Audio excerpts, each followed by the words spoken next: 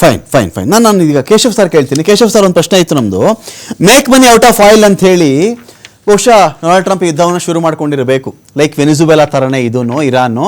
ಹೋಗೋಣ ಒಂದು $5 billion within 48 hours ತಾನು ಖರ್ಚು ಮಾಡಿಬಿಟ್ರೆ ಇರಾನ್ ಪತರಗುಟ್ಟಿ ಹೋಗಿ ದೇಹಿ ಪ್ರಾಣ ಭಿಕ್ಷೆಯನ್ನು ಕೊಟ್ಟುಬಿಡು ಅಂತ ಹೇಳಿ ಮೊಣಕಾಲ ಮೇಲೆ ಕೂತ್ಕೋತಾರೆ ಅಂತ ಕ್ಯಾಲ್ಕುಲೇಷನ್ಸ್ ಇದ್ದಿರಬೇಕು ಸರ್. ಬಟ್ ಇದು ಕ್ಯಾಟಾಸ್ಟ್ರೋಫಿಕ್ ಮಿಸ್ಕ್ಯಾಲ್ಕುಲೇಷನ್ ಹೇಗಾಗಿದೆ ಅಂದರೆ, ಪ್ರತಿಯೊಬ್ಬ ಪ್ರಜೆಗೂ ವಿಶ್ವದ ಯಾವುದೇ ಕಾರಣದಲ್ಲಿ ಇರಲಿ ಸರ್, ಅವನು ಅಮೆರಿಕದಲ್ಲಾದರೂ ಇರಲಿ, ಭಾರತದಲ್ಲಾದರೂ ಇರಲಿ, ಇನ್ನೆಲ್ಲಾದರೂ ಇರಲಿ, ಪ್ರತಿ ಮನುಷ್ಯನಿಗೂ ಈ ಆಯಿಲ್ ಕೊಂಡ್ಕೊಳ್ಳೋ ಬೆಲೆನೇ ಜಾಸ್ತಿ ಮಾಡ್ದಂತ ಆಯ್ತಾ ಇದು ಕಥೆ ಅಂತ? ಒಂದು ನೀವ್ ಹೇಳ್ತಿರೋ ಸರಿ ಇದೆ, ಯಾಕಂದ್ರೆ ಎಕನಾಮಿಕ್ ರೀಸನ್ಸ್ಗೆನೆ ಯುದ್ಧ ನಡೆಯೋದು. ಯಾಕೆಂತಂದ್ರೆ ನೀವ್ ಆಸ್ಪೆಕ್ಟ್ ನೋಡಿದ್ರೆ ಈಗ ಆಗ್ಲೇನೆ ಯುನೈಟೆಡ್ ಸ್ಟೇಟ್ಸ್ 120 ಇಂದ 124% ಅವ್ರ GDP ಗೆ ಬಾರೋಯಿಂಗ್ಸ್ ಇದೆ. ಆ ಟೈಮಲ್ಲಿ ಅವ್ರೇನ್ ಎರಡು ತರ ಯೋಚನೆ ಮಾಡಿರ್ಬೋದು. ಒಂದು ಮಿಸ್ಕ್ಯಾಲ್ಕುಲೇಷನ್ ಮಾಡಿರ್ಬೇಕು, ಇರಾನ್ ಈ ಮಟ್ಟಕ್ಕೆ ಪ್ರತಿರೋಧ ವ್ಯಕ್ತಪಡಿಸುತ್ತೆ ಅವರ ಮೇನ್ ಲೀಡರ್ ಹೋದ್ಮೇಲೆ ಅಂತ ಅವ್ರು ಎಕ್ಸ್ಪೆಕ್ಟ್ ಮಾಡಿರ್ಲಿಕ್ಕಿಲ್ಲ. ಎರಡನೇದು ಚೈನಾಗೆ ಒಂದು ಸ್ಟ್ರಾಂಗ್ ಟಾಂಗ್ ಕೊಡಕ್ಕೆ ಇದು ಅನುಕೂಲ ಆಗತ್ತೆ ಅಂತ ಅನ್ಕೊಂಡಿರ್ಬೋದು. ಯಾಕಂದ್ರೆ ಇರಾನ್ 90% ಅವರು ಆಯಿಲ್ ನ ಚೈನಾಗೆ ಕಳಿಸ್ತಾರೆ. ಸೊ ಹಂಗಾಗಿ ಒಂದ್ ವೇಳೆ ನಾನು ಇಲ್ಲಿ ಸ್ಕ್ವೀಸ್ ಮಾಡಿದ್ರೆ ಚೈನಾ ಕೂಡ ನನ್ ಮಾತು ಕೇಳುತ್ತೆ. ಚೈನಾ ಅವರ ಟ್ಯಾರಿಫಿನ ಇದಕ್ಕೆ ಕೌಂಟರ್ ಟ್ಯಾರಿಫ್ ಕೂಡ ಹಾಕಿದ್ದನ್ನು ನಾವು ಗಮನಿಸಿದೀವಿ.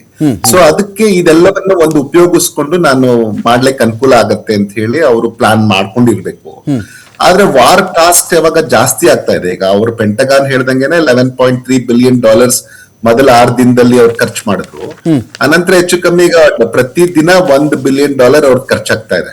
ಸೊ ಅಂದ್ರೆ ಏನಿಲ್ಲ ಅಂದ್ರೆ ಇವಾಗ ಅವ್ರಿಗೆ $30 ಬಿಲಿಯನ್ ಮಿನಿಮಮ್ ಖರ್ಚಾಗಿರ್ಬೇಕು. ಸೊ ಈಗ ಅದು ಇನ್ನಷ್ಟು ಬಾರೋಯಿಂಗ್ಸ್ ಗೆ ಆಡ್ ಆಗುತ್ತೆ. ಬಟ್ ಅವ್ರು ಅದನ್ನ ಮಾರ್ಕೆಟ್ ಮಾಡ್ತಾರೆ ಬಿಡಿ, ವೆಪನ್ಸ್ ನ ಮತ್ತೆ ಮಾರ್ಕೆಟ್ ಮಾಡಿ ಮಾರ್ಕೋತಾರೆ. ಆದ್ರೆ ಅಲ್ಲಿ ಜನಕ್ಕೆ ಏನಾಗಿದೆ, ಕಾಸ್ಟ್ ಆಫ್ ಲಿವಿಂಗ್ ಜಾಸ್ತಿ ಆಗ್ತಾ ಇದೆ, ಇನ್ಫ್ಲೇಷನ್ ಜಾಸ್ತಿ ಆಗಿದೆ, ಕಾಸ್ಟ್ ಆಫ್ ಲಿವಿಂಗ್ ಜಾಸ್ತಿ ಆಗ್ತಾ ಇದೆ. ಹಂಗಾಗಿ ಜನ ಕೂಡ ಈಗ ಅದನ್ನಲ್ಲಿ ಪ್ರತಿಭಟಿಸ್ತಾ ಇದ್ದಾರೆ. ಅವ್ರು ಇದನ್ನು ಎಕ್ಸ್ಪೆಕ್ಟ್ ಮಾಡಿರ್ಲಿಕ್ಕಿಲ್ಲ. ಅವರು ಏನಂದ್ರೆ ಒಂದು ಮಿನಿಮಮ್ ಅವ್ರು ಸ್ಟಾರ್ಟಿಂಗ್ ಅಲ್ಲಿ ಮಾತಾಡುವಾಗ ಈವನ್ ಬಹುಶಃ ಯಾವುದೇ ವಿಶ್ಲೇಷಕರು ಕೂಡ ಇದು 4 ರಿಂದ 5 ವಾರಕ್ಕಿಂತ ಹೆಚ್ಚಾಗತ್ತೆ ಯುದ್ಧ ಅಂತ ಯಾರು ಎಕ್ಸ್ಪೆಕ್ಟ್ ಮಾಡಿಲ್ಲ. ಬಹುಶಃ ಟ್ರಂಪ್ ಗೆ ಹೇಳಿದವರು ಅದನ್ನೇ ಹೇಳಿದ್ದಿರ್ಬೇಕು. ಆದ್ರೆ ಈಗ ನೋಡಿದ್ರೆ ಇದು ಅತಿ ಆಗ್ತಾ ಇದೆ. ಈವನ್ ಇಸ್ರೇಲ್ ಅಲ್ಲಿ ಪ್ರತಿ ವಾರಕ್ಕೆ $3 ಬಿಲಿಯನ್ ಖರ್ಚಾಗ್ತಾ ಇದೆ. ಈಗ ಅಲ್ಲಿ ಕೂಡ ಜನ ಶುರು ಮಾಡಿದ್ದಾರೆ ಪ್ರತಿರೋಧ ವ್ಯಕ್ತಪಡಿಸ್ಲಿಕ್ಕೆ. ಸೊ ಈ ಎಲ್ಲಾ ಕಾರಣಗಳಿಗೆ ಬಹುಶಃ ಒಂದು ಇದಾಗಿ ಅಟ್ಲೀಸ್ಟ್ ಯುದ್ಧ ನಿಂತ್ರೆ ಇಡೀ ವಿಶ್ವದ ಆರ್ಥಿಕತೆಗೆ ಒಳ್ಳೇದಾಗತ್ತೆ ಅಂತ ನನಗೆ ಅನ್ಸುತ್ತೆ. ಫೈನ್ ಸರ್, ಇನ್ನೊಂದು ಪ್ರಶ್ನೆ ಬರುತ್ತೆ ನಂದು. ನಾನೀಗ ಈ ಪ್ರಶ್ನೆ ನಾನು ವೆಂಕಟೇಶ್ ನಾಯ್ಕ್ ಸರ್ ಕೇಳ್ತೀನಿ. ವೆಂಕಟೇಶ್ ನಾಯ್ಕ್ ಸರ್, ಒಂದು ಪ್ರಶ್ನೆ ಇದೆ ಸರ್. ಇಲ್ಲಿ ಇದು ಸಿರಿಯಾ ಸ್ಟೈಲ್ ವಾರ ಆಗ್ಬಿಡುತ್ತಾ? ಇದು ನೆವರ್ ಎಂಡಿಂಗ್ ವಾರ್ ರೀತಿಯಲ್ಲಿ ಆಗ್ಬಿಡ್ತಾವ? ಇದು ಅಫ್ಘಾನಿಸ್ತಾನ ತರ ವಾರ ಆಗುತ್ತಾ? ಈ ಪೈವೋಟ್ ಎಫೆಕ್ಟ್ ಅಂತ ಕರೀತಾರಲ್ಲ ಸರ್, ಅದೇನಾದ್ರೂ ಇದೆಯಾ ಸರ್ ಈ ಒಂದು ವಿಚಾರದಲ್ಲಿ? ಅಂದ್ರೆ ಯಾವ ಮಧ್ಯಪ್ರಾಚ್ಯವನ್ನು ತನ್ನ ವಶ ಮಾಡಿಕೊಂಡು ತಾನು ಚೀನಾದ ಮೇಲೆ, ಜಪಾನ್ನ ಮೇಲೆ, ಇನ್ನೊಂದು ದೇಶದ ಮೇಲೆ ದೊಡ್ಡ ಮಟ್ಟದ ಪ್ರಭುತ್ವ ಸಾಧಿಸಬೇಕು ಅಂತ ಹೇಳಿ ಅಮೆರಿಕ ಹೊರಟಿತ್ತು, ಆ ಇಡೀ ನಡೆಗೇನೆ ಚೀನಾ ಗಹಗೈಸಿ ನಗುವಂತ ಆಗ್ಬಿಟ್ಟಿದ್ಯಾ ಈ ಪೈವೋಟ್ ಎಫೆಕ್ಟ್ ಅಲ್ಲಿ ಅಂತ ಹೇಳಿ? No, not possible. ಇದು ಸಿರಿಯಾ, ಇರಾಕ್, ಲಿಬಿಯಾ ಸ್ಟೈಲ್ ತರ ನೀವು ಇರಾನ್ದಲ್ಲಿ ಯುದ್ಧ ಮಾಡಿ ಅವ್ರನ್ನ ಏನಪ್ಪ ಸದೆ ಬಡಿಬೇಕಂತಂದ್ರೆ sorry, Iran is a different cup of tea. Iran ಏನಂತಂದ್ರೆ ಇದುವರೆಗೆ ಇರಾನ್ ಇದುವರೆಗೆ ಏನಂತಂದ್ರೆ ಗ್ರೌಂಡ್ ಟ್ರೂಪ್ಸ್ ತರಿಸ್ತೀವಿ, ಮೆರಿನ್ ಆಪರೇಷನ್ಸ್ ಮಾಡಿಸ್ತೀವಿ, ಅದು ಮಾಡಿಸ್ತೀವಿ, ಇದು ಮಾಡಿಸ್ತೀವಿ ಅಂತ ಎಲ್ಲ ಹೇಳ್ತಿದ್ದಾರೆ. Then what are you doing for last 30 days?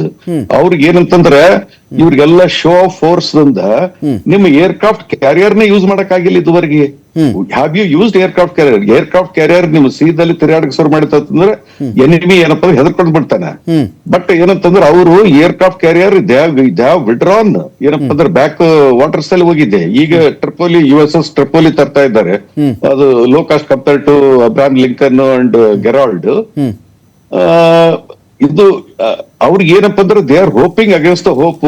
ಇರಾನ್ದಲ್ಲಿ ಏನಾದರೂ ಕಮಾಂಡ್ ಅಂಡ್ ಕಂಟ್ರೋಲ್ ಅಲ್ಲಿ ಕೊಲಾಪ್ಸ್ ಆಗ್ತದೋ, ಅಥವಾ ಅವರೇ ಸರೆಂಡರ್ ಆಗ್ತಾರೋ, ಅಥವಾ ಏನೋ ಒಂದು out of the blue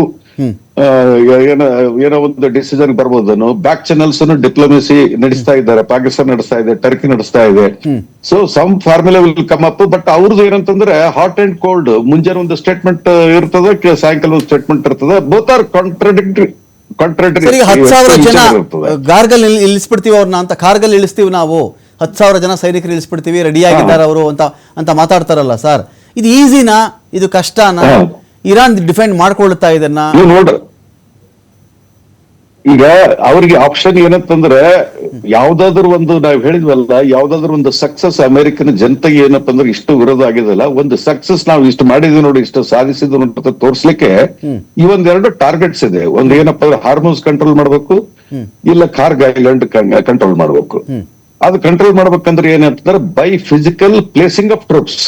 physical placing of troops ಅಂದ್ರೆ ಏನಂತಂದ್ರೆ ಎರಡರಿಂದ ಬರ್ಬೋದು. ಅಂಪಿವಿಯಸ್ ಆಪರೇಷನ್ ಅಂತಂದ್ರೆ ಸಿ ಮುಖಾಂತರ ಬಂದು ಅವ್ರನ್ನ ಏನಪ್ಪ ಅಂದ್ರೆ ಶಿಪ್ ದಿಂದ ಶೋರ್ಗೆ ಬಿಟ್ಟು ಅಲ್ಲಿಂದ ಏನಪ್ಪ ಅಂದ್ರೆ ಬೈ ಫುಟ್ ಬಂದು ಅವ್ರನ್ನ ಫಿಸಿಕಲಿ ಅಕ್ಯುಪೈ ಮಾಡ್ಕೋಬೇಕು.